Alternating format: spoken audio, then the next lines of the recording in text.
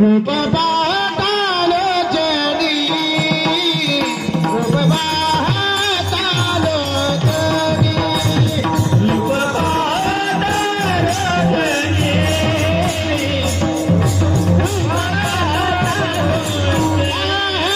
पाहतालो जडी रूप पाहतालो जडी रूप पाहतालो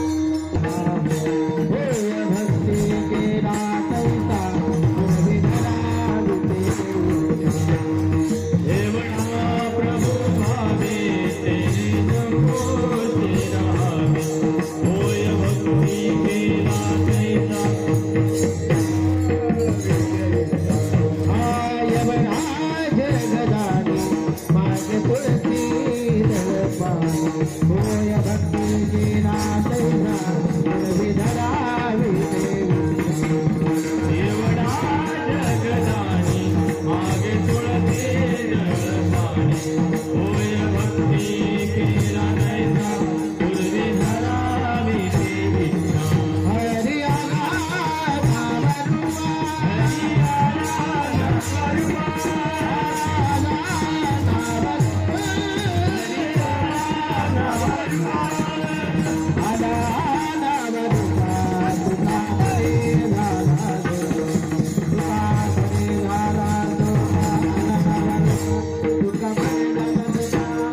आला नामरूपा तुका म्हणे झाला तुका म्हणे झाला तुका आले नवा तुका म्हणे झाला तुका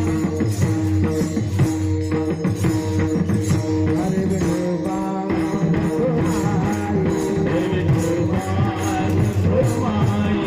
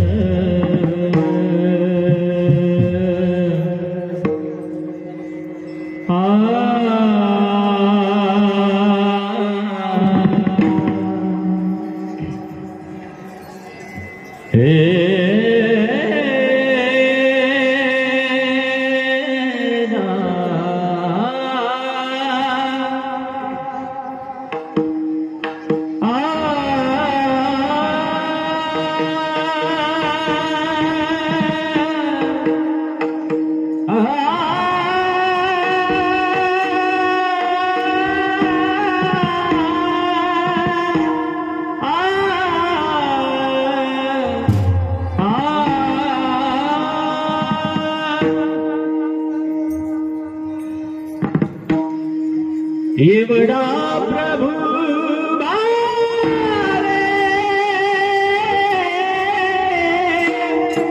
एवढा प्रभु भावे एवढा प्रभु भावे एवढा प्रभु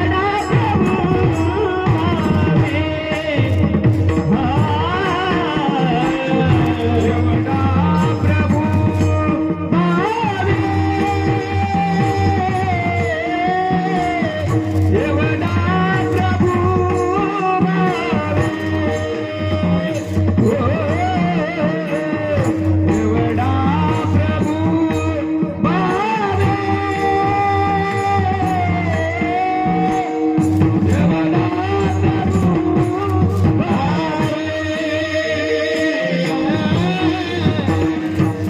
एवढा प्रभु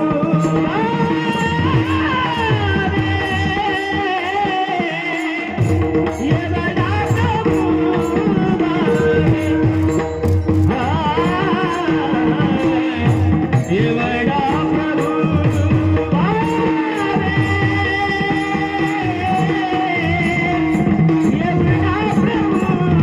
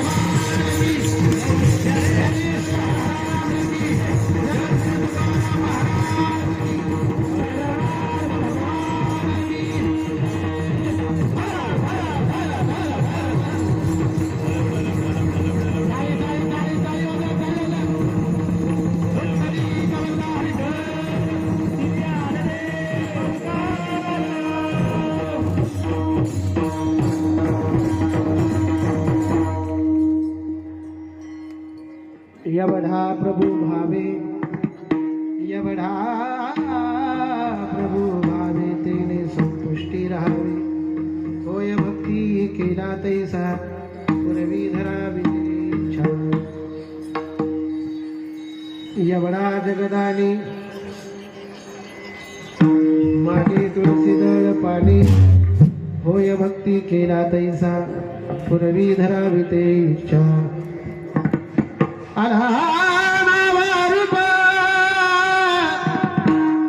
तुका म्हणे झाला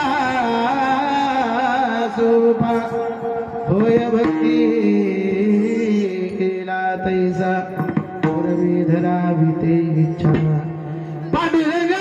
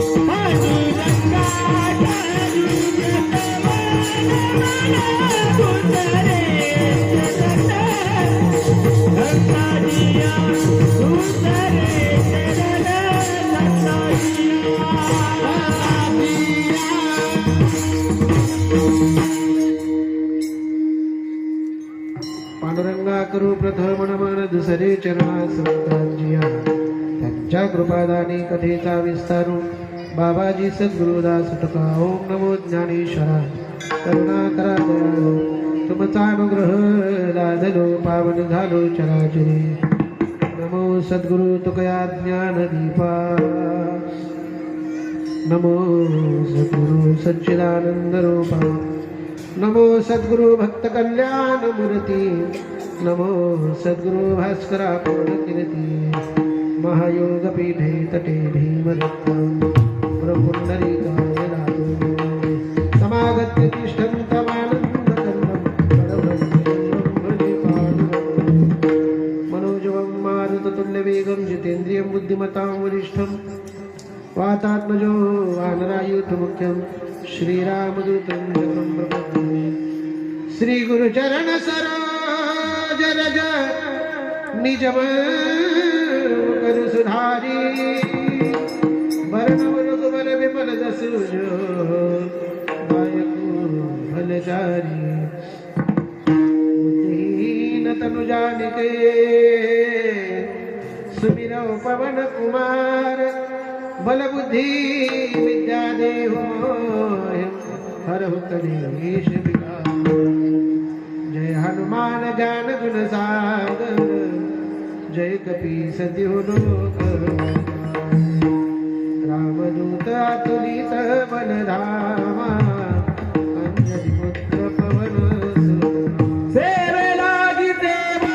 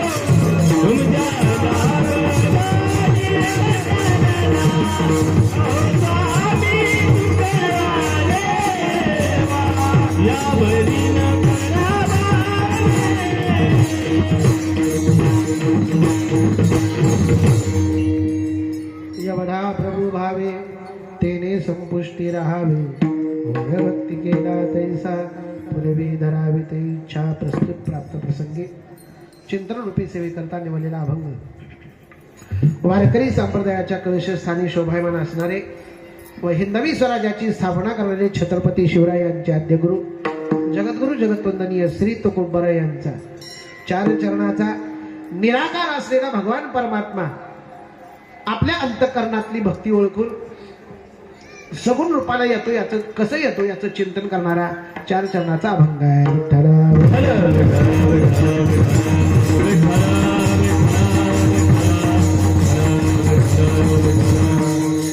चिंतनाला सुरुवात करण्यापूर्वी अल्पसा परिहार. गेली अनेक वर्षापासून सुरू असलेला भैरवनाथाच्या जयंती निमित्तचा हा भव्य दिव्य अखंड हरिनाम सप्ताह या वर्षीचं वर्ष आहे 13 वर्ष. 12 वर्ष झालं की कुठलीही साधना फलद्रूप होत असते. आपण दुसऱ्या तपाकडे वाटचाल करत आहोत. 13वं वर्ष आहे आणि या 13व्या वर्षामध्ये भगवान भैरवनाथाची सेवा करण्याचं भाग्य मला प्राप्त होत आहे. वास्तविक पाहताना पात्रताना अभ्यास. तुम्ही म्हणाल मग महाराज का उभं राहिलात? त्याचं एकमेव कारण आहे, सेवके करावे सांगितले काम तेथे मी तुपण कामाने. सेवकानंही मालकानं सांगितलेलं काम केलं पाहिजे. या निमित्तानं मी या ठिकाणी उपस्थित आहे. आज भैरवनाथाचा सोहळा फक्त अंकुली नाही, सोनारी नाही, काशीपीठात नाही, तुका म्हणे गाजे वैकुंठी सोहळा. भैरवनाथाच्या जन्माष्टमीचा सोहळा त्रिभुवनामध्ये सगळीकडे होत आहे आणि त्यामध्ये आपलं परम भाग्य आहे की आपण भैरवनाथाच्या भूमीमध्ये जन्माला आलेला आहात. तुमच्यासारखे भाग्यवान तुम्हीच. विठ्ठल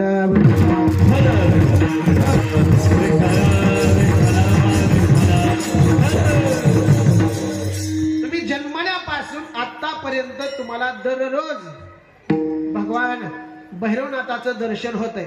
आता किती जण घेतात हे तुम्हाला माहिती आहे. आपापल्या भक्तीचा श्रद्धेचा प्रश्न आहे. परंतु 13 वर्ष आपण हा सप्ताह अखंडितपणे सुरू ठेवलेला आहे. आपल्याला धन्यवाद द्यावे तेवढे थोडे आहेत.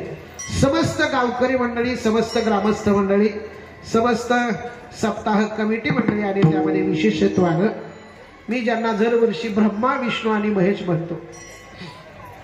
सगळेच मालक झाले की संसार नीट होत नसतं. कुणी तर कुणाच्या पाठीमागं जावं लागतं. तसा संपूर्ण गावात आमचे तिन्ही गुरुजींना पुढे केलं आणि त्यांच्या पाठीमागं सर्वांनी साथ देऊन गेली 13 वर्ष झालं हा अखंड हरिनाम सप्ताह आपण सगळेजण साजरा करत आहात. आपल्याला धन्यवाद द्यावे तेवढे थोडे आहेत. विठ्ठला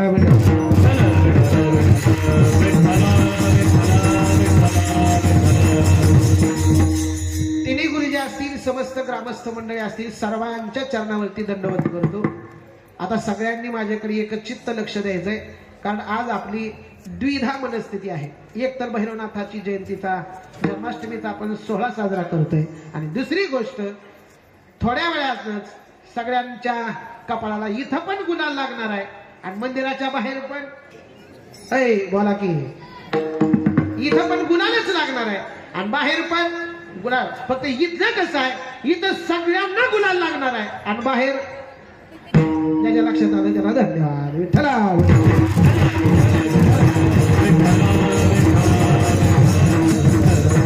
आता तुमची कसोटी आहे, कीर्तन ऐकायचं का मोबाईल मध्ये अपडेट बघायचं? कोण पुढे? मग जो कीर्तन संपेपर्यंत मोबाईल मध्ये लक्ष देणार नाही, आपण मतदान करायचं ते करून बसलोय. आता कोणी येऊ नाही तर जाऊ, काय घेणे दे नाही का आता तरी सध्या त्याला नाही. कीर्तन संपल्यानंतर सगळ्याला कळणारच आहे. त्याच्यापेक्षा 1 तासभर भगवंताचं अंतःकरणपूर्वक लक्ष देऊन चिंतन ऐकायचं.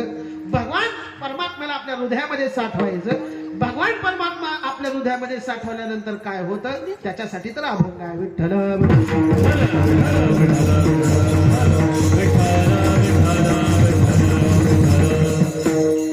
सगळ्यांना एक विनंती आहे. माझ्या कीर्तनाचे 2 नियम असतात. पहिला नियम असा आहे, कीर्तन सुरू झाल्यापासून संपेपर्यंत कुणी हाताने टाळी वाजवायची? शाबास. कोणी विठ्ठल विठ्ठल भजन करायचं नाही. मग काय करायचं महाराज? सर्वांगाचे काम करायचं. 1 तास भैरवनाथ जन्माष्टमीला कसे आले, त्यांचं जन्माष्टमी कशी साजरी होतीये निर्गुण असणारा भगवान परमात्मा सगुण कसा झाला त्याचं चिंतन ऐकायचं बरोबर 12 वाजता पुंडली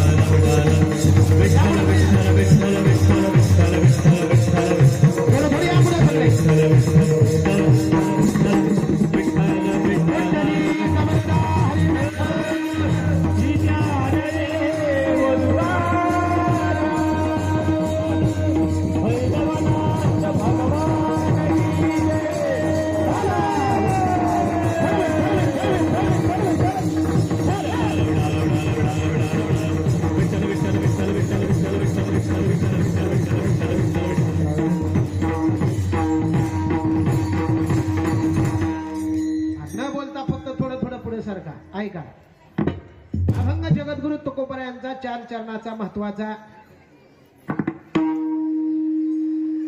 जो डोळ्याला दिसत नाही तो आपल्या समोर भैरवनाथाच्या मूर्तीच्या रूपाने कसा आला याचं चिंतन करणारा अभंग आहे. वास्तविक पाहता या जगामध्ये भगवंताशिवाय दुसरं कोणी मोठं आहे का बोला. आपण मोठे आहेत का देवापेक्षा. काय काय जणांना वाटतं मी खूप मोठा आहे.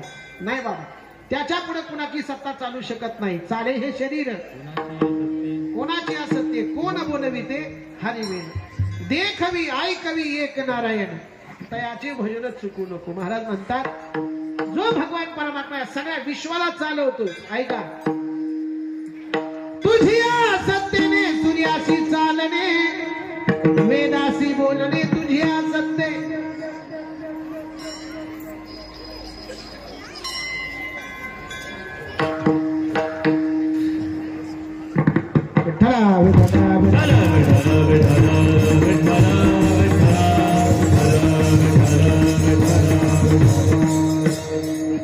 सूर्याशी चालणे तुझ्या सत्ते वेदांना जो बोलायला लावतो तो देव. सूर्य ज्याच्या सत्तेने चालतो तो देव. आपण ज्याच्या सत्तेने चालतो तो देव. आणि असा भगवान परमात्मा दिसतो का बोला. दिसतो का. त्याचं भजन कसं करावं महाराज. 2 वर्षापूर्वी 2019 ला एक रोग आला होता. त्याचं नाव काय सगळ्यांना माहिती आहे. कसला होता तो कोरोना. दिसला का कोणाला. दिसलाय का नाही दिसला. जो दिसला नाही मग रोग नव्हता का होता. मग दिसत तर नव्हता मग रोग नव्हता का होता. दिसत नसलेल्या एखाद्या कोरोनाच्या विषाणूवर आपला विश्वास आहे मग न दिसणाऱ्या देवावर का ठेवू नये आम्ही. मग देव नाही का आहे ना महाराज. एक जण म्हणला महाराज देव दाखवा. मी म्हणलं देव दाखवायची गरज नाही तो अनुभवावा लागतो.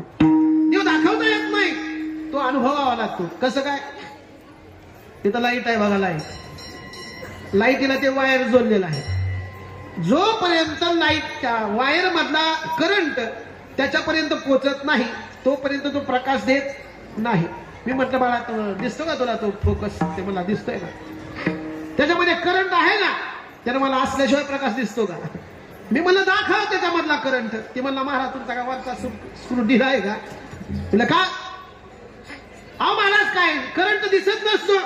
करंट दिसत नसतो पण तो असतो. मी म्हणलं कसं काय असतो. त्यानं म्हणला त्याच्यासाठी त्याला धरावं लागतंय त्यावेळेस कळतंय. ते लक्षात सगळ्याच्या करंटला ज्यावेळेस धरतो त्यावेळेस आपल्याला कळतं की त्याच्यामध्ये करंट आहे. तसं देव दिसत नसतो त्याची अनुभूती घ्यावी लागते. कसा ज्ञानोबराने हरिपाठात सांगितलं दुधामध्ये लोणी आहे का.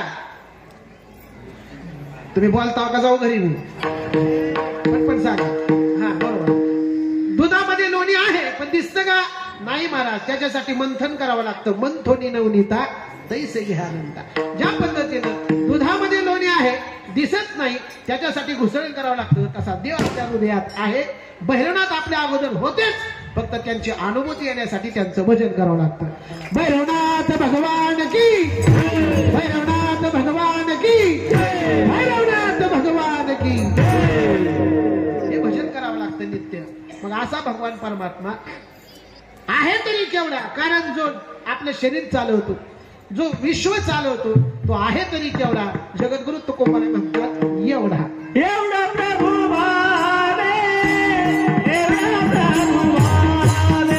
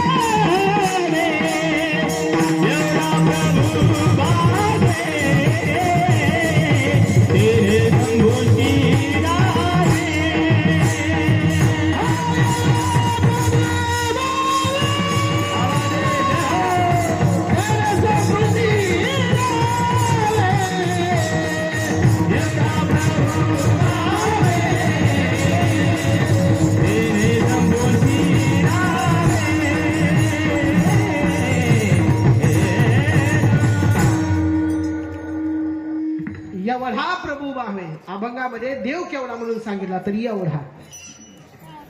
तिथं आता आज घरचा महाराज असल्यामुळे गुळ नाही, साखर नाही, काहीच नाही. तर आहे का महाराज घरचा आहे आज. घरची मुलगी मी तुमच्या पुढे इथं माझ्या पुढे जर गुळ असता तर मी एक जणांना खायला दिला असता. गुळ खाल्ला तुम्ही, कसा लागतो सांगा बर. बाकीचे काय खाल्ला नाही का अजून. गुळ कसा लागतो खायला? गोड लागतो. किती गोड लागतो महाराज हे काय सांगायला येते का आता? नाही सांगता येत. गोड लागे परी सांगताची नये. अहो गोड लागतं महाराज इथपर्यंत ठीक आहे, पण किती गोड लागतो सांगता येत नाही. तसा देव केवढा आहे, एवढा आहे. एवढा म्हणजे केवढा सांगता येत नाही. पण तुकोबरायांनी सांगितलं आणू रेणू या ठोकडा. आणि तुका आकाशा देव दिसायला किती आहे तर कोरोनाच्या विषाणूपेक्षा छोटा आहे. दिसायला दिसत नाही. मग मोठा किती आहे तर आकाशापेक्षा मोठा आहे. आणि तुकोबरा अभंगात म्हणतात एवढा मोठा देव ठेवायचा आहे कुठं? कणगीत. ठेवायचा कुठं? हृदयात. ठेवायचा आहे कुठं? हृदयात. भैरवनाथाला ठेवायचं कुठं? मंदिरात. आणि तुम्ही घरात. भैरवनाथ कुठं? हृदयात. एवढा मोठा देव आमच्या एवढ्या एवढ्या हृदयामध्ये राहतो का महाराज? प्रश्नच आहे की 10 लिटर पाणी बसेल एवढी घागर आपल्याकडे आहे. त्याच्यामध्ये जर 20 लिटर पाणी टाकायला लागलो तर भरतं का? नाही महाराज. मग हा देव एवढा मोठा हृदयात राहतो कसा? त्याचा तुकडा टाकला, एक शब्द टाकला भावे. तो देव कसा राहतो तर आमच्या अंतकरणात जर भाव असेल तर तो देव हृदयात राहतो. आपला देव सोनारीवर इथपर्यंत कसा आला त्याचं सगळ्यांना चिंतन माहिती आहे. एका स्त्रीच्या अंतकरणातली भावना ओळखली आणि तिच्या भावनेच्या पोटी सोनारीवरनं देव इथपर्यंत आला. आपण शेवटला त्याचं चिंतन पाहणारच आहोत. अंतकरणात जर भाव असेल, कितीही जाचक आपला संसार असेल, पण अशा संसारामध्ये, दुस्तर असणाऱ्या संसारामध्ये, दुःख देणाऱ्या संसारामध्ये तर कायम जर आपण विठ्ठल विठ्ठल विठ्ठल भैरवनाथाचं चिंतन करत असाल, तुम्हाला आवडतं त्या देवाचं जर चिंतन करत असाल तर तो देव तिथली जागा सोडतो आणि आपल्या घरात नाही हृदयात येऊन राहतो. अनेक जणांची प्रमाण आहेत. गोरोबा काका आमचे तेरला राहत होते. थोडा वाजवा. तेरला राहणाऱ्या गोरोबा काकांच्या घरी स्वतः विठ्ठल भगवान परमात्मा घरी आला. कुंभाराचं रूप घेऊन आला. आपल्या रुक्मिणी मातेला कुंभारीन केलं आणि गाढव केलं, गरुड आला. बघा ऐका, गोरोबा काका तेर मध्ये राहतात, पण तुमच्या जिल्ह्यातला पंढरपूरचा देव आमच्या धाराशिव जिल्ह्यामध्ये येऊन गोरोबा काकांच्या घरी काम करू लागतो. पंढरपूरचा देव नाथ महाराजांच्या घरी पैठणला जातो आणि तिथं जाऊन नाथ महाराजांची सेवा करतो. 1 वर्ष, 2 वर्ष, 3 वर्ष नाही, 36 वर्ष. कावडीने जागरी पाणी चक्र का दिवाळे. कावडीने जागरी पाणी कावडीने वाहे. कावडी घेऊन, कावडीनं स्वतः भगवान परमात्म्यानं गुळ आणून ठेवलाय. बघू नका त्याच्याकडे, माझ्यासाठी आहे ते. ऐका ऐका ऐका. कावडीनं 36 वर्ष नाथ महाराजांच्या घरी याच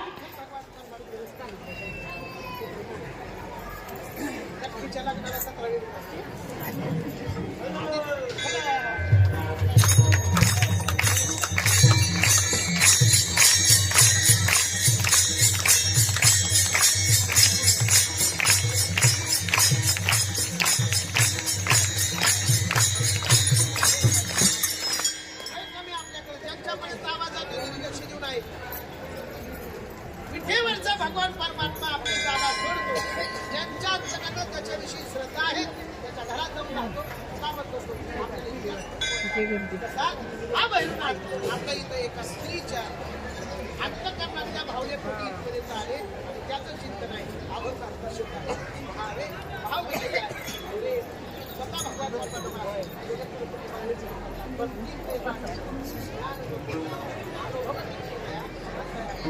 प्रेम सुख देई, प्रेम सुख देई, प्रेमाविना नाही. देवाविषयी प्रेम असावं.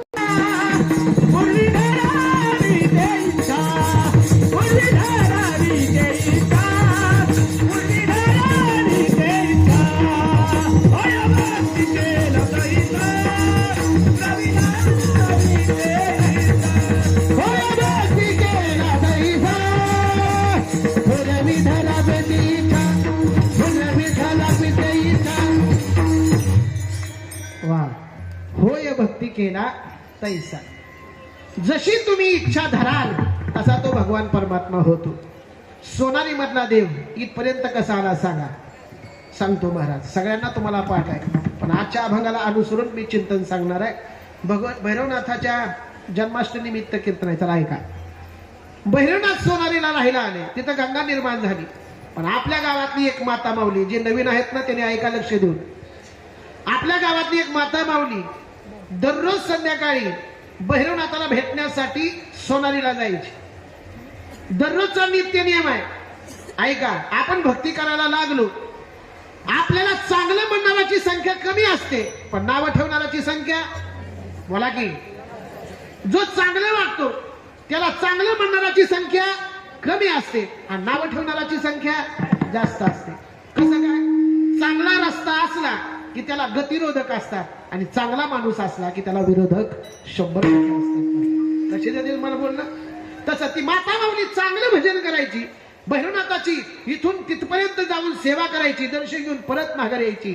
पण लोकांना ते बघवलं नाही. लोक नावं ठेवायला लागले.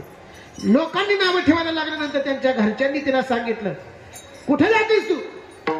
तिने सांगितलं, मी इकडे तिकडे काम करते, काय तर कारण सांगून तिनं टाळून टाकलं. पण एक दिवशी संध्याकाळी ती भैरवनाथाच्या दर्शनाला निघाली. सासरा म्हणला, नेमकी कुठे जाते पाहायला पाहिजे. सासरा तिच्या पाठीमागं निघू लागला. तेवढ्यामध्ये धोधो पाऊस सुरू झाला.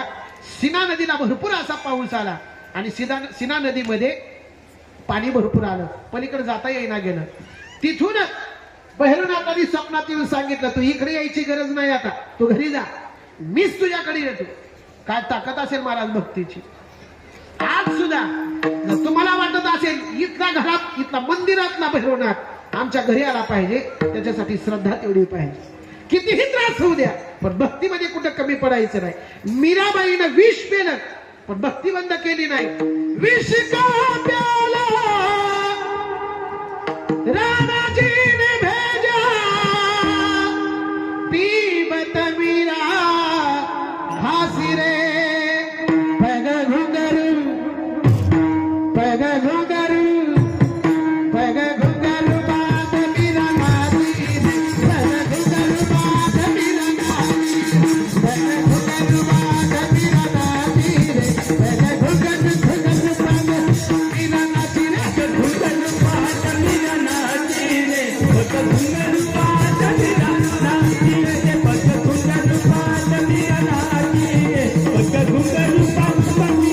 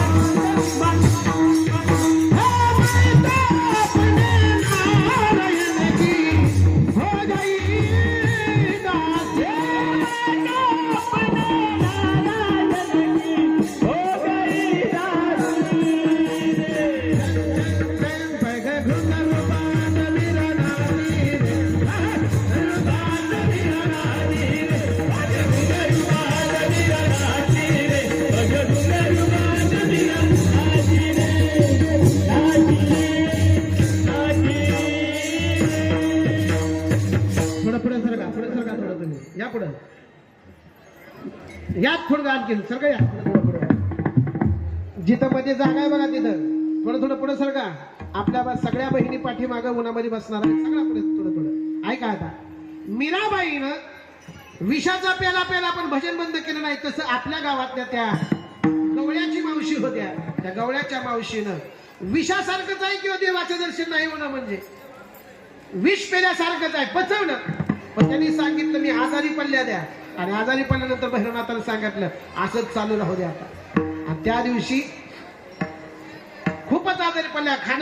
खाणं बंद करून टाकलं, पिणं बंद करून टाकलं, जेवण नाही, पाणी नाही, सारखा ध्यास आहे भैरवनाथाचा, सारखं चिंतन चालू आहे.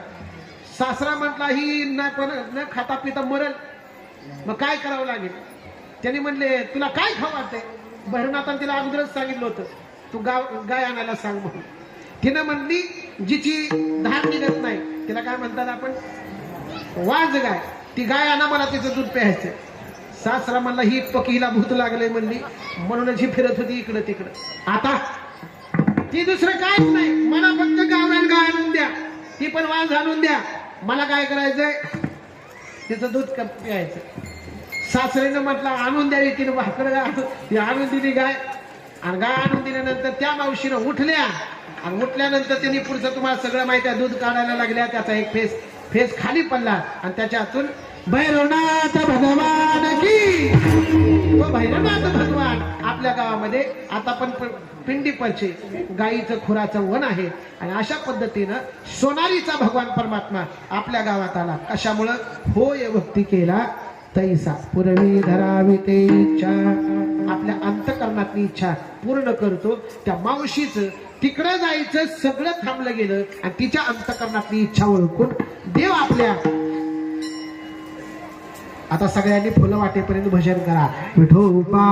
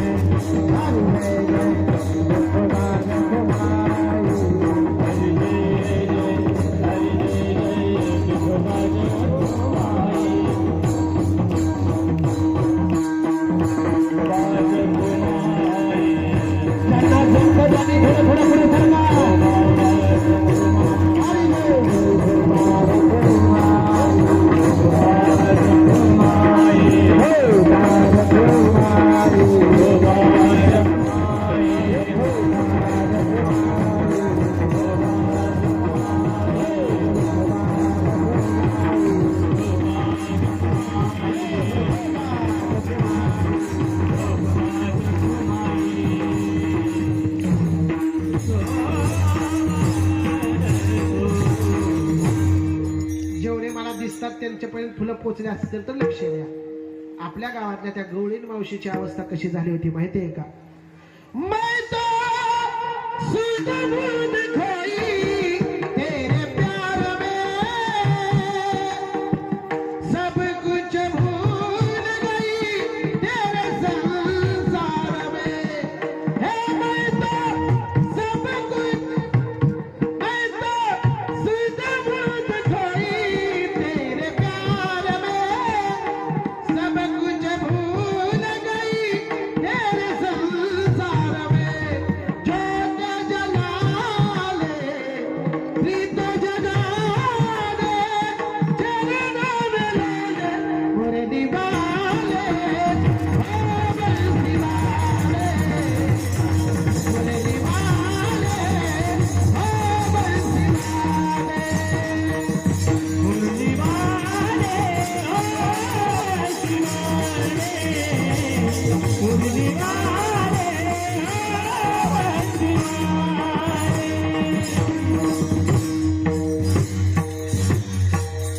गोकुळातल्या गवळणींची जशी अवस्था झाली होती तशी आपल्या गावातल्या गवळीन मावशींची अवस्था झाली. म्हणून सोनारी वर्ण देव आपल्या गावात आले. होय भक्ती केला तैसा पुरवी धरावी ते इच्छा. आणि आपल्या समोर आल्यामुळं तो भगवान परमात्मा, त्यांची श्रद्धा होती, पण फायदा कोणाला झाला बोला. गावाला नाही, पंचक्रोशीला झाला. अरे मुंबई पासून लोक इथपर्यंत दर्शनाला येते. एवढा मोठा एकाच्या काय वारे आणि उगवी अनेकांचे कोणी, अनेकांची दुःख संपादन करण्यासाठी, संपवण्यासाठी भैरवनाथाने. आता बोला सगळे लक्ष देऊन ऐका. आज आपल्याला भैरवनाथाचा जन्माष्टमीचा सोहळा, जयंतीचा सोहळा साजरा करायचा होता. जर देव आपल्या गावात नसता तर कुठं जावं लागलं असतं? बोला की राव, बोला की, हे बोला की. सोनाली, सोनालीचा देव आमच्यासाठी, त्या मावशीचा आपल्यावर काय आहे? उपकार आहे. आपण त्या मावशीचं सुद्धा अंतकरणापासून श्रद्धेनं त्यांना विनंती केली पाहिजे, तुम्ही परत आमच्या गावात या, परत आमच्यामध्ये राहा, आणि अशीच भक्ती आमच्या गावातली वाढली पाहिजे. म्हणून असा देव आपल्या हातात आला. आता तो किती सोपा झाला माहित आहे का? एवढा जगदानी आणि मागे तुळशीदळ पाणी. आजपर्यंत सोनालीला जाणाऱ्या मावशींसाठी तो भगवान परमात्मा इथं दारात उभा राहिला आणि त्यांना म्हणू लागला, द्या नैवेद्य मला. आता कोण मागायलाय कोण? जगाचा मालक, ज्याच्या पुढे आम्ही जाऊन भीक मागतो तो भगवान परमात्मा आपल्या दारात आज आपल्याला भीक मागतो. हे भक्तीचं श्रेष्ठत्व आहे. म्हणून भक्ती केली पाहिजे. असा भगवान परमात्मा जो दिसत नव्हता, जो आपल्याला कधीच दिसू शकत नाही, असा भगवान परमात्मा आपल्या गावात आला आणि इतका सोपा झाला की तो आम्हाला दररोज दर्शन देऊ लागला. आला नावा रूपा तुका मने झाला सोपा. इतका सोपा झाला की आम्ही आज त्यावरती फुलं टाकू शकतो, आम्ही त्याला नैवेद्य देऊ शकतो, आम्ही त्यांचं दररोज दर्शन घेऊ शकतो. नव्हे त्यांचा मोबाईल मध्ये फोटो काढून आमच्या घरी घेऊन आला. लक्षात तुमच्या? देव दिसत होता का? नाही. पण तो कसा आहे याचं वर्णन आपल्या भक्तीनुसार ठरलं गेलं. थोडासा अभंगाचा सरळ भावार्थ आहे. अभंग तुमच्यापर्यंत येऊन पोहोचला. भैरवनाथाचा जन्म कसा झाला याचं पण दोन चिंतन आहेत, दोन कथा आहेत. पहिली कशी आहे, भगवान शंकरजी आणि उमा माता कैलासावर बसल्या होत्या. कैलासावर बसलेल्या उमा मातेनं नारद मुनींनी कळ लावली, उमा ओ देवी. अहो तिच्या वडिलाचं नाव होतं दक्ष राजा. नाव काय आहे? दक्ष राजा. त्या दक्ष राजाच्या घरी त्या 7 मुली होत्या. किती? आता 7 मुलींच्या पैकी एका मुलीचं लग्न होतं आणि त्या लग्नाला सगळ्यांनाच बोलवलं होतं. यज्ञ मोठा चालू होता. विष्णुदेव आले होते, ब्रह्मदेव आले होते, सगळे 33 कोटी देवांना आमंत्रण केलं. फक्त शंकराला आमंत्रण दिलं नाही. का दिलं नाही? तर दक्ष राजाच्या मनानं उमेनं लग्न केलेलं होतं. प्रेमविवाह झालेला होता. तिच्या मनानं तिच्यासोबत लग्न केलेलं होतं. म्हणून दक्ष राजा त्यांच्यावर चिडलेला होता. का चिडलेला? आता भगवान शंकरजी राहते सांगा बरं. स्मशान अंगाला काय लागेल? उघडे राहते. बरीचशी राख लावत नाही, साड्याची राख लावते, चिताभस्म लावते. बरोबर आहे? अंगाला लावते. विभूती काय वडते. बरं त्यांच्याजवळ माणसं नाही टाळकरी म्हणून, त्यांच्याजवळ ते वेहताळे नाचती, वेहताळे नाचती,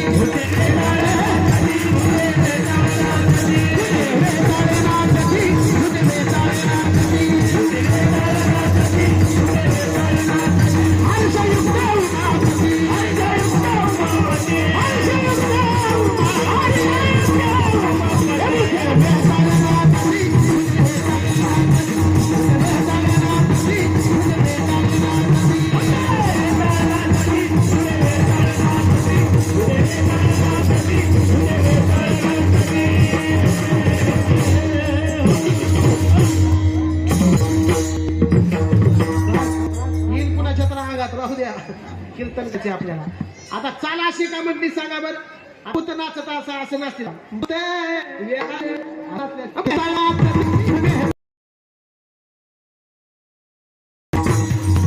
अशी भूत नाचत्याच्या नाचायला आशयावाला असं बोलवायचं म्हणून इज्जत म्हणून बोलावलं नाही. पण नाला काय सगळी असं तडून गर्दी भरली म्हणले तुमच्या सासरवाडी. तुम्हाला बोलवलं नाही. त्यांनी म्हणले लईचा जावाई आला की त्याच्यासाठी पुरणपोळीचा स्वयंपाक. 3 प्रकारचा जावाई आहे. साखऱ्या जावाई, भाकऱ्या जावाई आणि तुकड्या जावाई. साखऱ्या जावाई कुणा म्हणायचं? मुंबईचा जावाई साखऱ्या जावाई, सोलापूरचा जावाई भाकऱ्या जावाई आणि गावातला जावाई तुकड्या. का तुकडा उभा करा. लक्षात आलं का? तिने म्हणजे आपण गरीब आपल्याला कोण बोलावणार आहे? नाही. पण बायाचा हट्ट काय साधा असतंय का?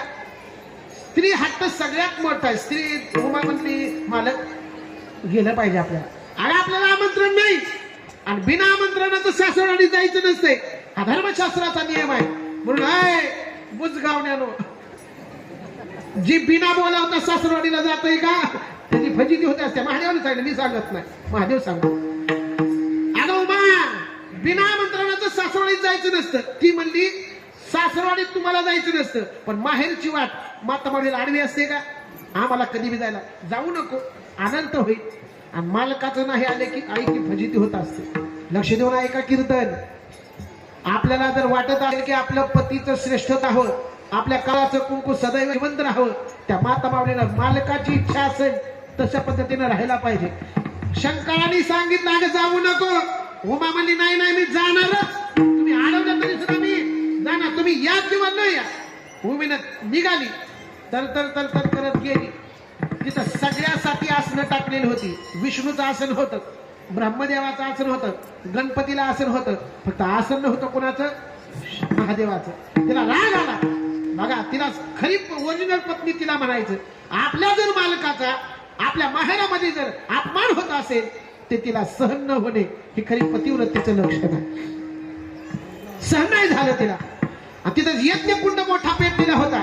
त्या यज्ञ कुंडामध्ये तिने आपला देह समर्पित केला, जळून भस्म झाली. ही बातमी शंकराला कळाली. शंकराच्या तळपायाच्या मस्तकाला गेली. आपला हात जमिनीवरती आपटला आणि त्याच्यामधून भैरवनाथ भगवान की जय. पहिला भगवान परमात्मा भैरवनाथाची उत्पत्ती त्या ठिकाणी झाली. 11 विकराळ असं रूप आहे आणि त्या 11 विकराळ रूपामध्ये त्यांनी बोललं, विचारलं काय आज्ञा आहे? जावा दक्षाच्या यज्ञाचा संहार करून टाका, दक्ष मारून टाका. तिथून नीट भैरवनाथ निघाले, दक्षाच्या ठिकाणी आले, सगळ्यांना मारून टाकलं आणि दक्षाचं मुंडकं उडवून टाकलं. पुढचा कथा बघा असा आहे, जो भगवान शंकराचा अपमान करतो त्याला शिर राहत नाही. मग त्याला शिर कुणाचं येते माहिती आहे? बोला की कुणाचं? कुणाचं? योगेश बाप्पाचं? शिळीचं बोकडाचं तोंड त्या दक्ष राजाला बसवण्यात आलं. मग जो या जन्मात येऊन भगवान शंकराचं भजन करत नाही, पुढच्या जन्मात कोण होता तो? पुढच्या जन्मात कोण? लक्ष आहे का?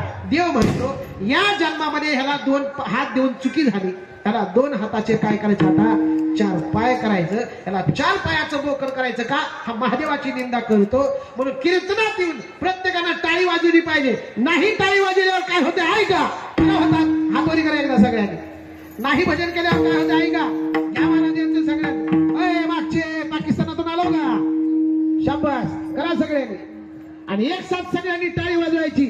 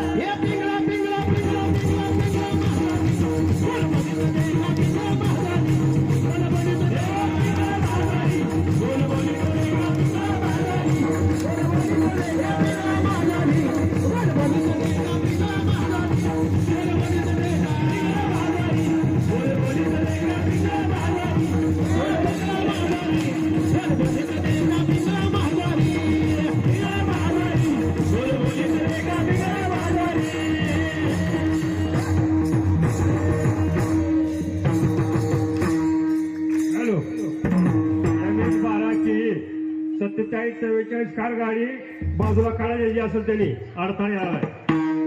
भैरवनाथ भगवान की माईक वरची थोडं थांबा, ह्यांचा आवाज बघू आता कसा आहे ते. जेवण करून आला ना सगळ्यांनी, एकदा करी नाही आला आम्ही बी तसंच आहो. मग अहो तुम्ही घरी ना तुमचं गाव असताना तुम्ही उपाशी आला, आमचं तर लई लांब आहे, 140 किलोमीटर लांब. करा हातवर एकदा. भैरवनाथ भगवान की, भैरवनाथ भगवान की, भैरवनाथ भगवान की. वा वा वा. आता आहे का लई जणांनी टाळी वाजवली, पण काय कुचर हरभरे म्हणले वाजव टाळी वाजव, त्याचं सांगायचं कामच असतं, वाजवायचं जास्त. आता नाही टाळी वाजवणाऱ्यासाठी काय होतं ऐका, लक्ष देऊ. आपण कथेवर येणार आहेत परत आणखी, पण नाही टाळी वाजवल्यावर काय होतं ऐका. महाराज म्हणतात आपण प्रत्येक जण जन्माला आलोय मरण्यासाठी आलोय का इथं मुक्काम करण्यासाठी आलोय? मरण्यासाठी आलोय. सरते शेवटी गा काळ बांधून नेईल, सरते शेवटी गा काळ बांधून नेईल. आपण मेल्यानंतर आपल्याला काळ बांधून नेतो. नेल्यानंतर वरी यम विचारतो, अंकुलीमध्ये जन्माला आला होतास? हो महाराज, अंकुलीत जन्माला आलतो. गावामध्ये 13व्या वर्षानिमित्त सप्ताह होता का? होता की महाराज. तिथे योगेश बाप्पाचं जन्माष्टमीचं कीर्तन होतं का? होतं ना महाराज. त्यांनी सगळ्यांना टाळी वाजवायला लावली होती, वाजवली होती का? तेवढं चुकलं बघा महाराज. पण आता तुझं चुकी झाली तुझी. तशी भगवान शंकराची निंदा केल्यानंतर काय होतंय? खंतितेन करा होणे गाढव पुत्रा. तसं भजन कीर्तनात बसून जर टाळी नाही वाजवली तर काय होतंय?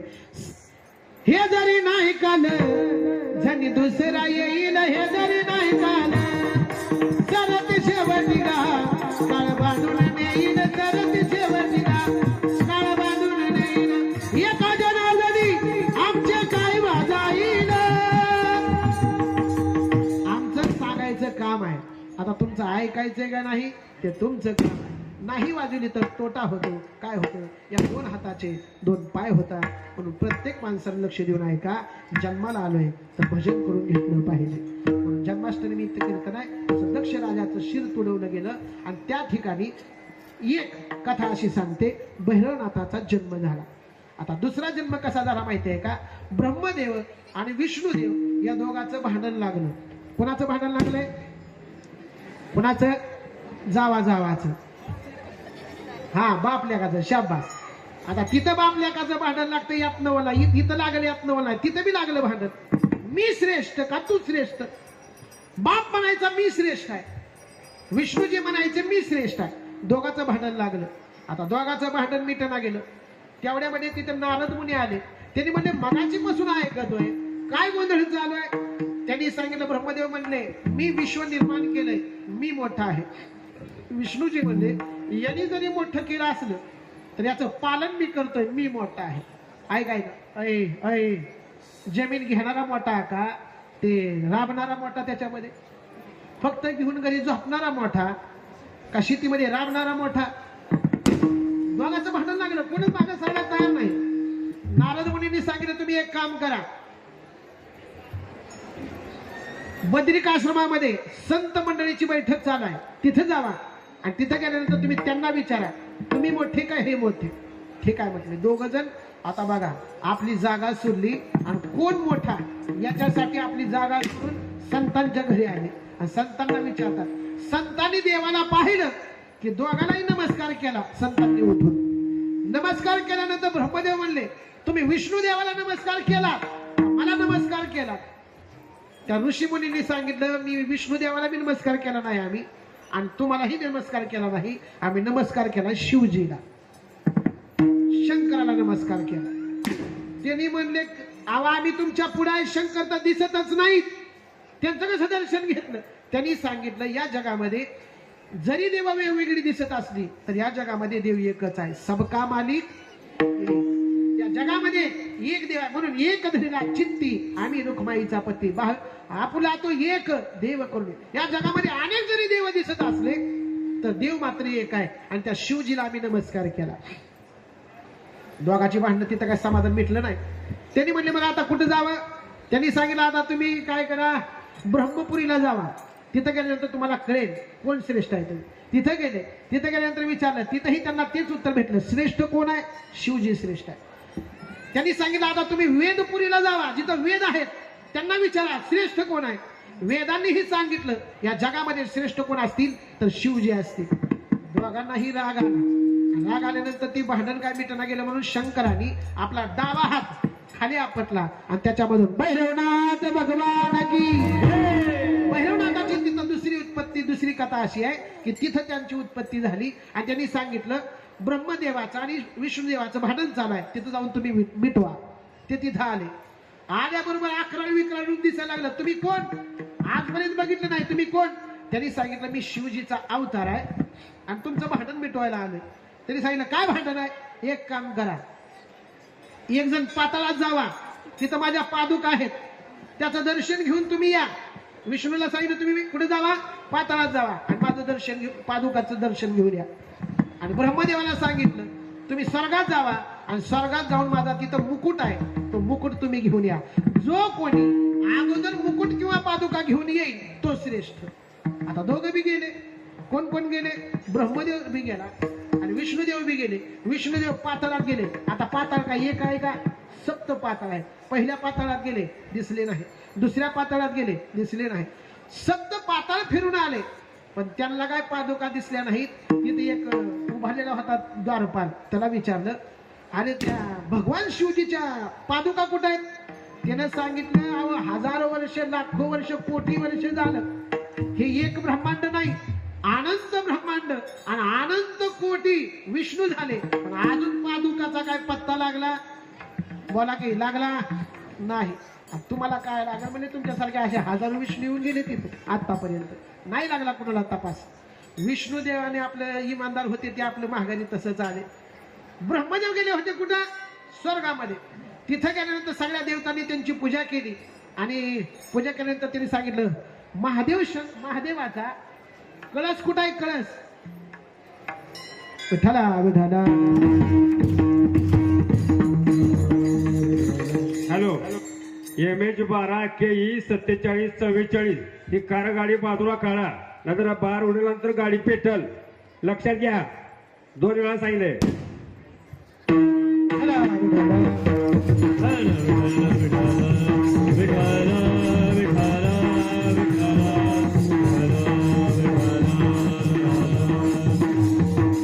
ब्रह्मदेवाने रडीचा डाव केला. काय केला? तिथल्या देवदेवतांना एक गाय होती तिथं, कामधेनू गाय, तिला घेतलं आणि तिला सांगितलं की मी कळस, मी काय म्हणजे मुकुट बघितलाय हे तू सांग. गाय पण सोबत आली. गायीच्या तोंडाचं दर्शन का घ्यायचं नाही याच्यामध्ये उत्तर आहे. गाय पण आली. ब्रह्मदेव म्हणले मी मुकुट पाहिलाय. ते म्हणले साक्षीदार कोण आहे? ठीक आहे, ही गाय साक्षीदार आहे म्हणले. पाहिलाय गाय मी? ते म्हणले गाय म्हणली पाहिलाय. शंकराने भैरवनाथाने त्या दोघालाही शाप दिला. शाप फक्त दिला नाही, गायीला शाप दिला की तुझं तोंड अपवित्र होईल का तू खोटं बोललीस. कारण आजपर्यंत, आज जागा येईपर्यंत भगवान शंकरजीचा मुकुट कोणालाच दिसला नाही आणि पादुकाही कोणाला दिसल्या नाही. विष्णूजी खरे बोलले पण तो खोटं बोलला. डाव्या अंगठ्याला एक नख होतं मोठं, त्या अंगठ्यानं शिरच्छेद केला. कोणाचा? ब्रह्मदेवाचा. ब्रह्मदेवाचा शिरच्छेद केला. तो शिरच्छेद केल्यानंतर त्यांना ब्रह्महत्येचं पातक झाले. तिथं भगवान शंकर जे आले आणि त्यांनी सांगितलं तुझ्या हातातून काय झालंय? ब्रह्महत्येचं पातक झालंय. आता हे तुला फेडावं लागणार आहे, संपवावं लागणार आहे. मग काय कर? हे शिर घे आणि जिथं कुठे गेल्यानंतर शिर पडेल तिथं तुझं ब्रह्महत्येचं पातक संपेल. शिर घेतलं भैरवनाथाने. स्वर्गात गेले, पाताळात गेले, सगळ्या विश्वात फिरून आले पण कुठं सुद्धा ते शिर पडलं नाही. शेवटला त्याने काशीला गेले आणि काशीला गेल्यानंतर शिर आपोआप तिथं गळून पडलं. म्हणून तिथं भगवान शंकरांनी सांगितलं आजपासून तुझं वास्तव्य कुठं आहे? काशीमध्ये. काशीमध्ये काय करतात ते? तर येणाऱ्या जाणाऱ्या संकटावरती क्षेत्रपाल म्हणून काम करतात. आपल्यावरती सुद्धा येणारी संकट जर घालवायची असतील तर आपल्या सगळ्यांचं कुलदैवत काय आहे? भैरवनाथ आहे. म्हणजे या भैरवनाथाची मनोभावात सेवा केली पाहिजे. आपल्यावर येणारी दुष्ट संकट असतील, आपल्या घरातले वाद असतील, आपल्या घरात पैसा जर टिकत नसेल, ओळखून जावा आवकृपा कोणाची झाले? भैरवनाथाची झाले. भैरवनाथाचं तिथं पाप गेलं पण आता काय झालं माहिती आहे का? आपण थोडं पुढे चला. साताऱ्याकडे गेल्यानंतर एक राक्षस होता आणि त्या राक्षसाला कुणाच्याच हातानं मरण नव्हतं. ते मरण होतं भैरवनाथाच्या हातानं. वस्त्ररूपी पृथ्वी ब्रह्मयापाशी जाय, ब्रह्मदेवापाशी गायीचं रूप घेऊन पृथ्वी गेली आणि त्या राक्षसाचा खूप मोठा अहंकार झालाय, त्याला मारा. तिने सांगितलं हे काम माझ्याकडे नाही, तुम्ही नीट आपल्या विष्णुदेवाकडे ती जावा. विष्णुदेवाने तेच सांगितलं माझ्याकडे काम नाही, तुम्ही शंकराकडे ती जावा. आणि शंकराने सांगितलं मी त्याला मारू शकत नाही, तुम्हाला जर त्याला मारायचं असेल तर भैरवनाथाला प्रार्थना करा. भैरवनाथाची प्रार्थना केली. काशीचा ब्रह्मदेव, काशीचे भैरवनाथ त्या राक्षसाला मारण्यासाठी निघाले.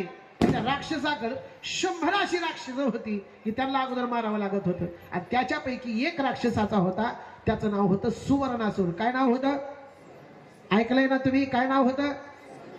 महिला मंडळीला चांगलं कळलं, सोनं त्यांना जास्त आवडते. त्याचं नाव काय होतं? सुवर्णासूर. आणि वाटेत येता येता त्याची भेट झाली सोनारीमध्ये. त्या सुवर्णासूराला तिथं मारलं म्हणून त्याचं नाव झालं सोनारी. भैरवनाथ पहिले कुठं थांबले महाराष्ट्रात येऊन? तर सोनारीला थांबले. पण आपल्या सगळ्यांचं आद्य दैवत कुठं असेल तर सोनारीमध्ये आहे. आणि सोनारीचं दैवत आपल्यापर्यंत कसं आलं आपण मागाशीच पाहिलंय. पण असाच सोनार भैरवनाथाचं जन्माष्टमीचा सोहळा आपण अनेक वर्ष झालं आपल्या या नगरीमध्ये करत आहात. आणि ती सेवा करण्याचं भाग्य मला 4 वर्षापासून प्राप्त होतंय. माझंही परम भाग्य आहे. माझंही कुलदैवत सोनारीचा भैरोबा आहे. तिथली सेवा केली काय आणि इथली सेवा केली काय, दोन्ही एकच होणार आहे. या जगामध्ये सगळ्यात जास्त जर दैवत खतरनाक कोणतं असेल तर ते आपलं कुलदैवत असतं. आपल्या घरी बरकत आहे, भरपूर घरी गाडी वाडी आहे, त्या पैसे भरपूर आहे, लेकरं बाळा आपली चांगली आहेत. पण घरामध्ये जर चांगलं राहता राहता जर कुरबुरी वाढायला लागल्या, चांगलं राहता राहता जर संपत्ती संपायला लागली, चांगलं राहता राहताच आपल्या घरातली चांगली माणसं धडधाकट माणसं मारायला लागली तर ओळखून जावा कोप कुणाचा झालाय? कुळदेवताचा. मग कुळदेवतेचा जर कोप संपवायचा असेल तर वर्षातून कमीत कमी एकदा कुळदैवताची वारी केली पाहिजे. आणि आपल्याला आणासायात भगवान गुरुजी असतील, तुळशीराम गुरुजी असतील, या तिन्ही गुरुजींनी आणि सर्व गावकऱ्यांनी आपल्यासाठी एक सुवर्ण योगच आणलाय. काय योग आहे?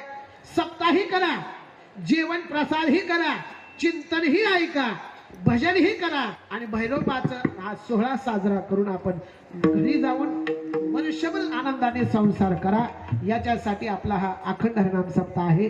म्हणून ज्यांनी सप्त्याची सुरुवात केली त्यांच्यासाठी एकदा जोरदार सर्वांनी टाळी वाजवून त्याचं स्वागत करायचंय.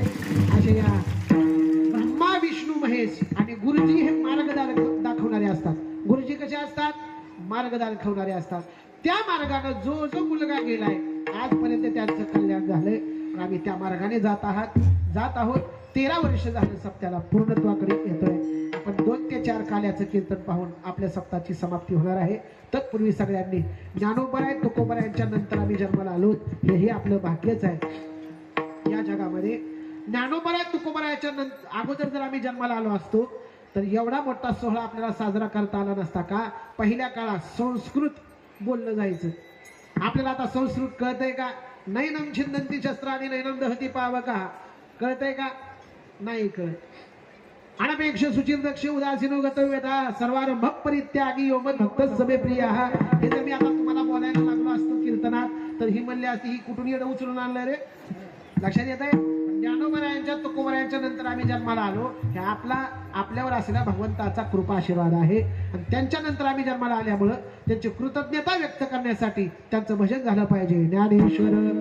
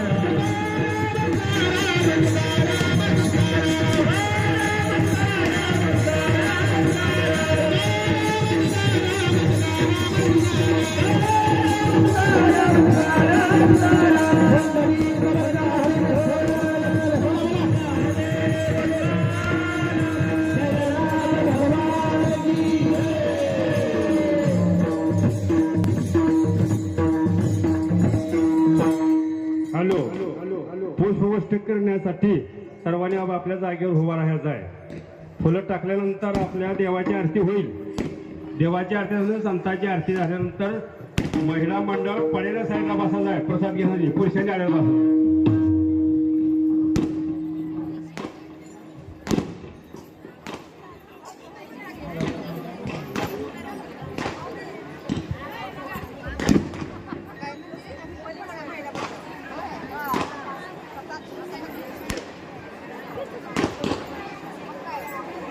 भैरवनाथाची पुष्पवृष्टी होत आहे.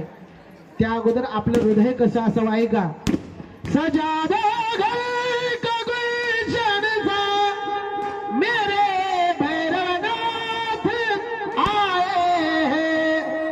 सजा दो घर को गुलशन सा मेरे भैरवनाथ आए हैं. मेरे भैरवनाथ आए हैं. मेरे भैरवनाथ पुंडलिक वरदानी विठ्ठल श्री ज्ञानदेव बहिरंगाच बहिरंगाचे चांद भले.